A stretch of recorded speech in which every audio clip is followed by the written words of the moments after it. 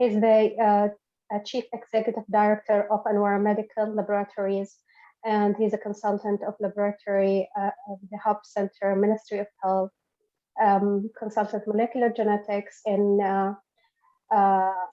King Khalid University Hospital. Thanks a lot for joining us today, Dr. Saeed. You have 25 minutes, and please type the questions in the Q&A. The floor is yours. Thank you. Thank you very much, Dr. Noor. Assalamu alaikum wa rahmatullah. Can you please confirm if you hear me? Yes, and we see the Perfect. slides. Perfect. Excellent. Thanks a lot. Good evening, ladies and gentlemen, and thanks very much for the organizing committee for their kind invitation. These are my disclosures. And we will shift gear a little bit to the molecular diagnosis of hematolymphoid malignancies. And, you know, in the last century, half century, since 1970s, we witnessed 5 major breakthroughs. The first one was in 1970s, when cytogenetics using microscope shed some lights in the chromosomal abnormalities. That was followed by genius method development by Sanger, the British scientist who won not only 2 Nobel Prizes, one for sequencing the DNA and the other one for protein sequencing as well. And then we added some colors to the chromosomes using the amazing fish, which added higher resolution for the chromosomal abnormalities. And in 1985, we met with the PCR, and this is the beating heart of the modern molecular biology as we know it today. And without it, we would not see major advances in our knowledge. And finally, in 2010, the new kid on the corner, the next generation sequencing, which brought a lot of lights into new mechanisms, novel mutations and fusions. And today we will see, you know, is it time to ditch what we know or what we used before, you know, the old methods, the cytogenetics, the fish, in favor for the new kit, the NGS? And if yes, how confident are we, and how is that affecting our clinical practice, and are we ready for it or not? And during the 50 years, our knowledge in the classification has advanced as well for the acute myeloid leukemias, the chronic myeloids, the myeloproliferative disorders, and the lymphoid as well. So all this new classification that's coming to light every now and then is fueled by the molecular biomarkers. And I have listed here 5 major biomarkers. This is not everything, but the major ones. Single nucleic acid variants, the SNVs, insertion deletions called indels, copy number variants, fusion, and clonality.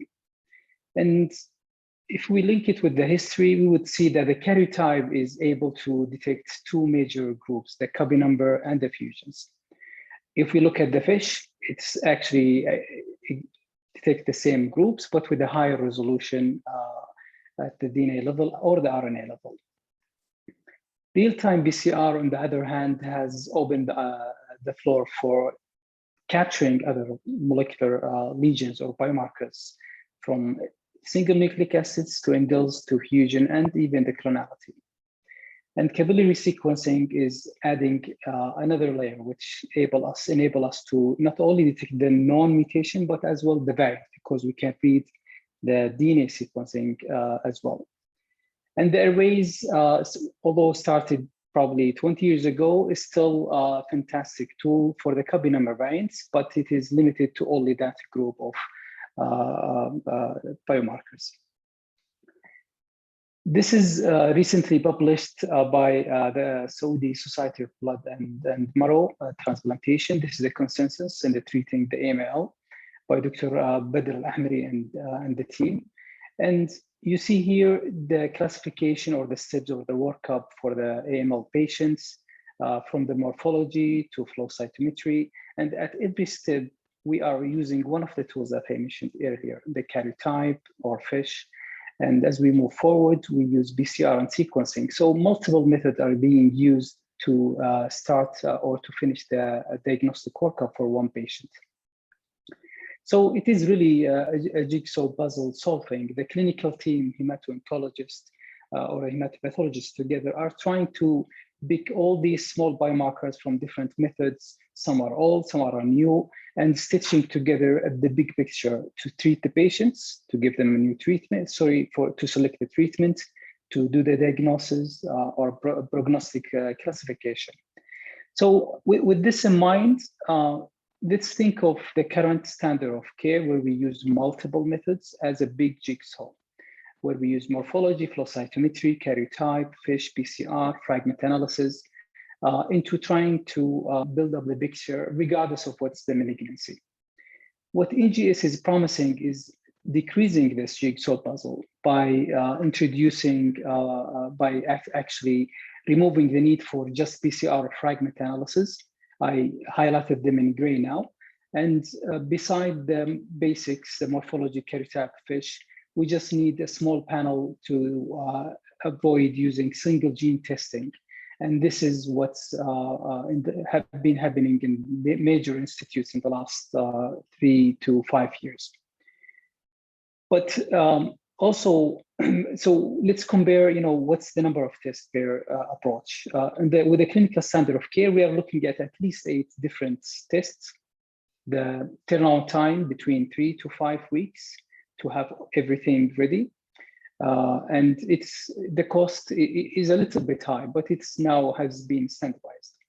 If we introduce the NGS, we are looking at 5 different tests on average.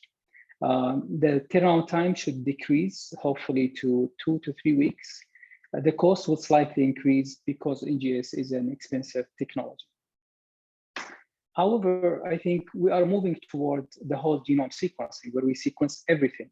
And this is going to be disruptive because it has the potential to remove the need for karyotyping and FISH to some extent, and enjoying what's the smaller panel is giving us. And today we will see how far are we from this, because there is a big promise here. The promise here is we will only need 3 tests, morphology, flow cytometry with the NGS. It will take 1 week or less, but it will cost a lot because whole genome sequencing by nature is very expensive. But the cost of sequencing is decreasing as we, year by year.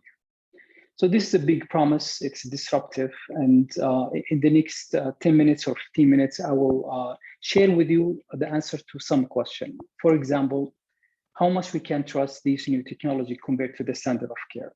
The second, what's the turnaround time and is it realistic or not?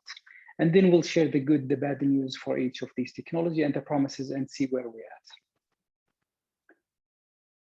So the NGS is promising, is very exciting because it's promised to detect theoretically all of the major molecular biomarkers. And unlike the other methods, it can detect everything, but there is a big caveat here.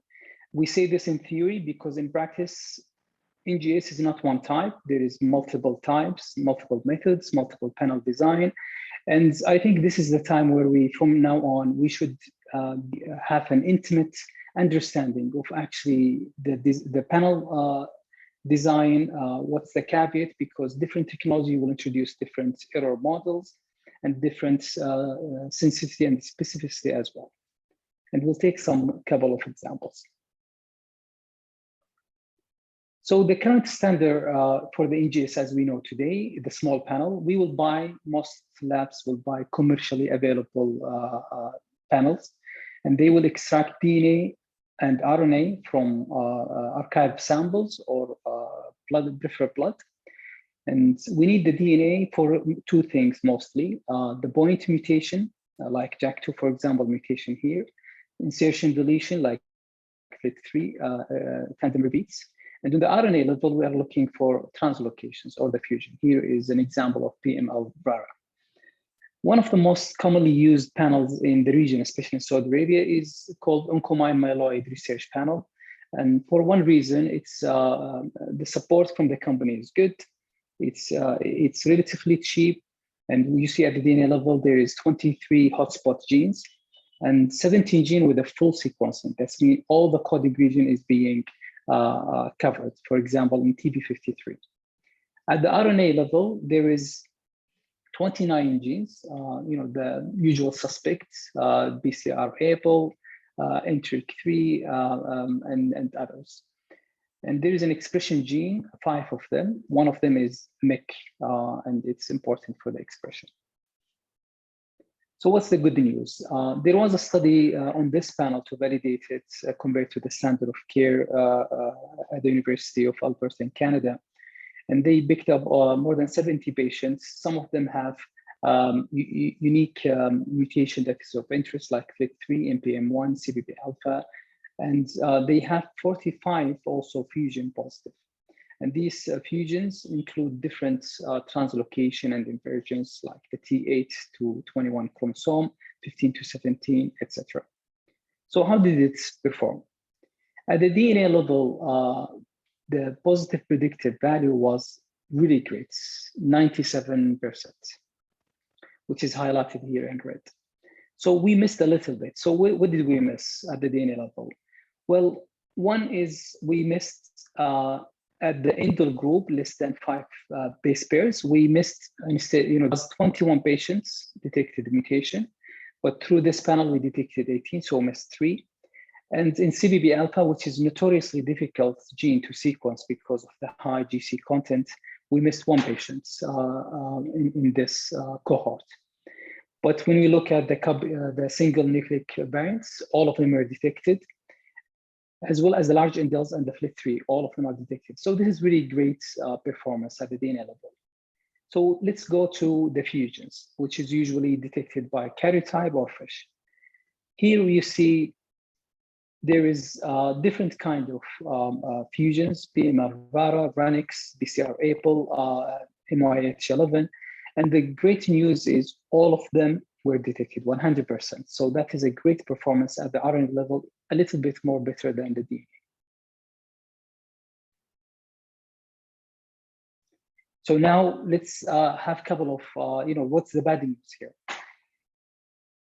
Other papers have compared the commercially available panels, NGS panel for the myeloid, for example. Here we see 4 of them, 2 from Sophia Genetics, 1 from Oxford OGT, and the last one from Illumina.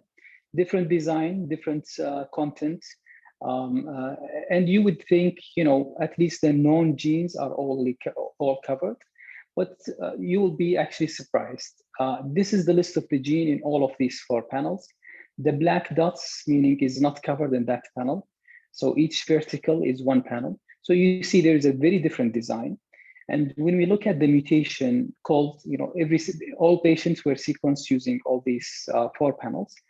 You will see in the middle, there is only 19 mutations shared by all the 4 genes. And some panels has their own specific mutation. If you look in more details into this, you will see the average number of mutation per panel is different. 2 of them called around 25 on average, the other 2 called 15, so they missed 15.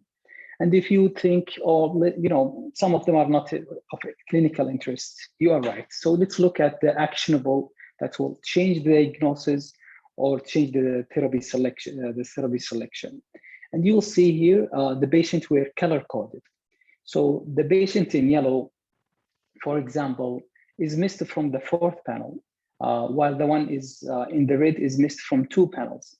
So there is a huge impact actually on the clinical reporting based on just buying the wrong, not the wrong, but let's say one of the commercially available panels, which tells us there is a lot need to be done when it comes to validation, careful selection of the gene, and absolutely intimate understanding of what's the content and what's of that panel and how it will affect the way we report the patients.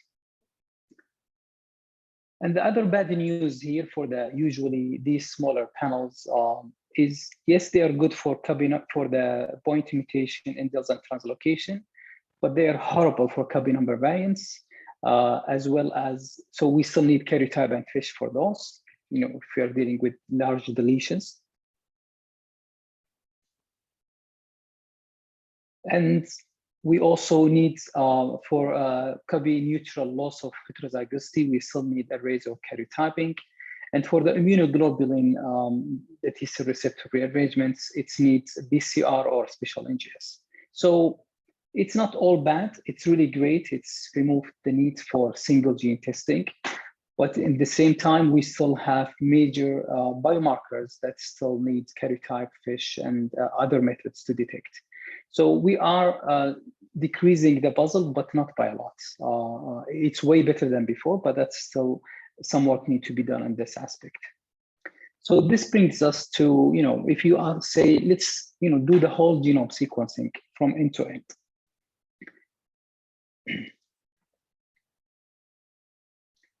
And this basically means we need to sequence 3 billion base pairs, which represents 98% of the whole genome.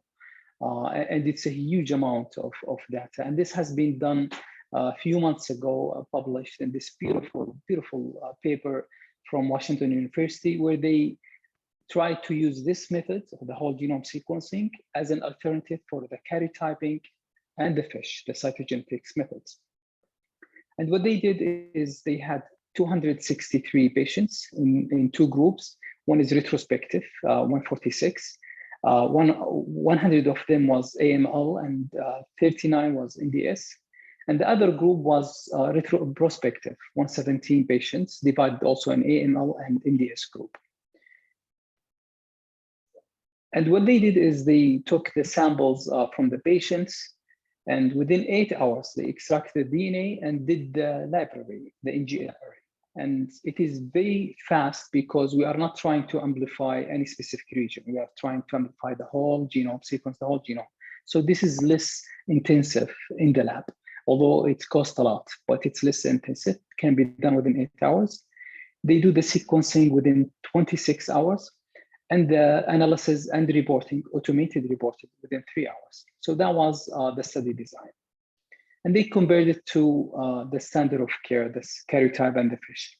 So what's the good news?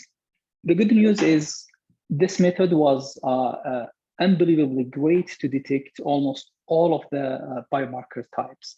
And you can see here copy number variants and the copy neutral loss of heterozygosity was covered.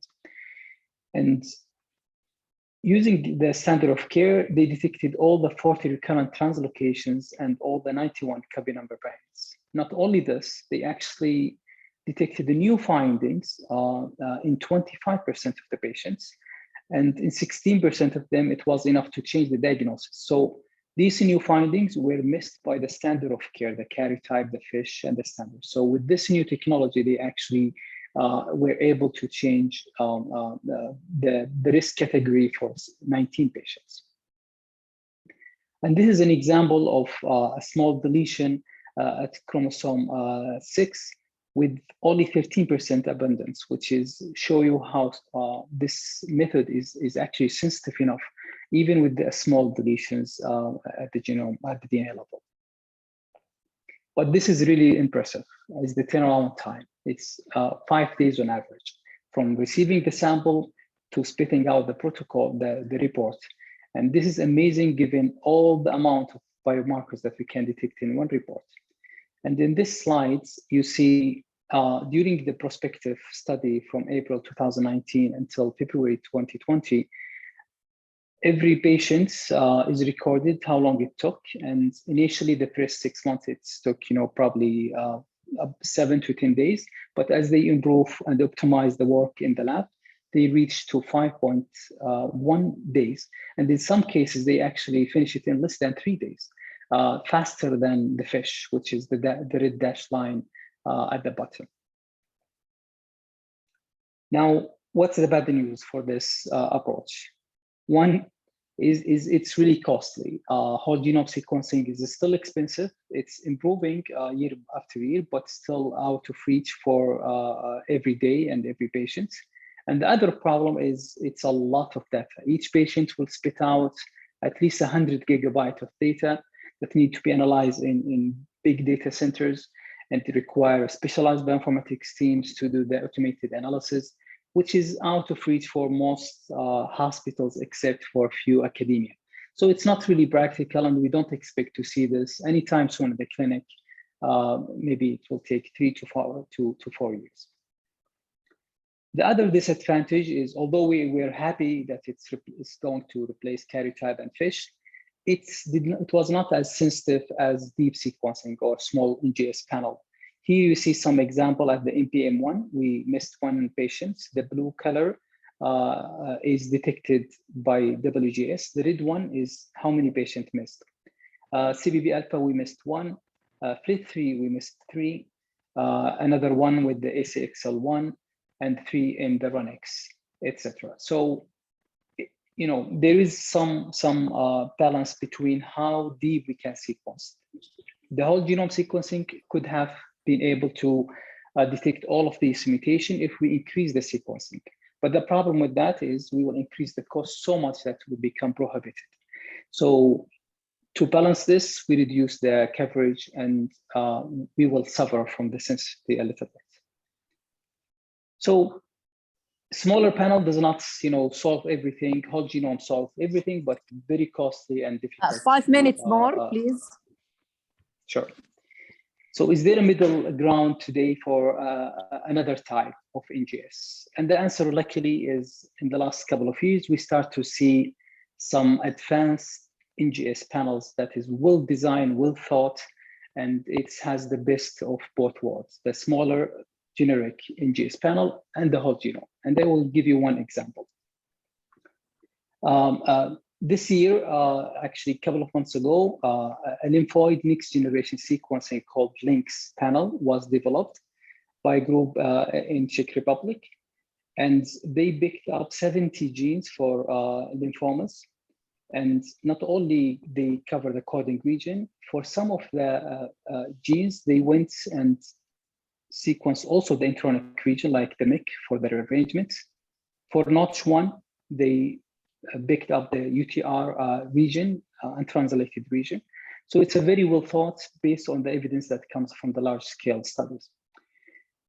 On top of that, they went and add some probes for the recurrent deletion. Here is the deletion 17p, 11q, and 13q. And with that, they have a backbone of probes spanning at 300 kb up to 1 megabases for these lymphoid-specific recurrent deletions. For the trisomy as well, they did the same, but with a lower resolution. Instead of 300,000, they went for 6 million. So it's good enough to depict the large chromosomal trisomies or deletions.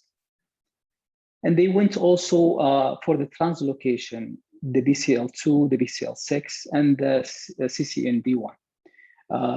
And if this is not enough, they also went for the IGH locus, the rearrangements at the T cells rearrangement as well for all of the genes, completely covered by a deep and tiling probes. So almost all the known biomarkers that we can think of in the lymphoid was covered in this panel. It's not whole genome, but it's not only commercial panel. So it's a custom designed. So what's the good news? The good news is they compared their panel with arrays, whole exome, BCR, Sanger sequencing, FISH, and Amplicon NGS. They did that in 84 samples from different resources, peripheral blood, bone marrow, fresh, frozen, and FFPE. And they picked it across different lymphomas, 30 CLL, 13 ALL, and other types. And for short mutation, the single mutation and the short insertion deletion, the detection was 100% for all the mutation above 5% allele frequency, which is amazing. And this is to be expected nowadays from NGS panels.